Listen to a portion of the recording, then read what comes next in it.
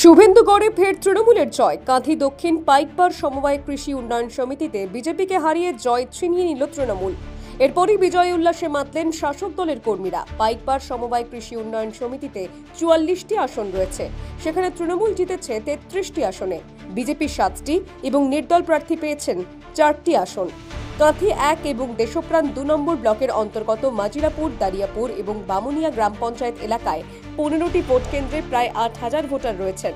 রবিবার সেখানে ভোট পর্ব চলে। বিকেলের পরে জয় নিশ্চিত হতেই উল্লাসে মেতে ওঠেন স্থানীয় তৃণমূল কর্মীরা। গোটা দিন ধরে পুলিশের কঠোর নিরাপত্তা ছিল। এই সমবায় সমিতি শুধু কৃষি উন্নয়নের ক্ষেত্রেই নয়, এলাকায় আর্থিক প্রতিষ্ঠান হিসেবেও গুরুত্বপূর্ণ। ফলে রাজনৈতিকভাবে এই সমবায়ের বিশেষ তাৎপর্য রয়েছে বলেই মনে করছেন সকলে। বিশেষ করে এই এলাকা যেখানে বিধানসভা এবং লোকসভা আসন দুটিই বর্তমানে বিজেপির দখলে, সেখানে তৃণমূলের জোড়া ফুল ফোটা দিন বদলের বার্তা বহন করছে, এমনটাই মনে করছেন তৃণমূল নেতারা। দক্ষিণ পাইকপাড় সমবায় কৃষি উন্নয়ন সমিতির নির্বাচন ছিল, যে নির্বাচনকে কেন্দ্র করে ভারতীয় জনতা পার্টি স্বপ্ন দেখেছিল। তাদের দলের সাংসদ থেকে বিধায়ক দক্ষিণ পাইকপাড় সমবায় কৃষি উন্নয়ন সমিতি নির্বাচনকে কেন্দ্র করে তারা কয়েকদিন ধরে মাঠে ছিল। সেখানে ৪৪টা ডেলিগেট আসন ছিল।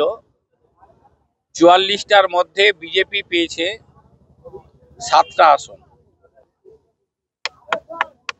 তো এই ৪৪-এর ৭টা আসনে বিজেপি পেয়েছে। এখানে সাংসদ, বিধায়ক, তাদের সকল নেতৃত্ব পড়ে থেকেও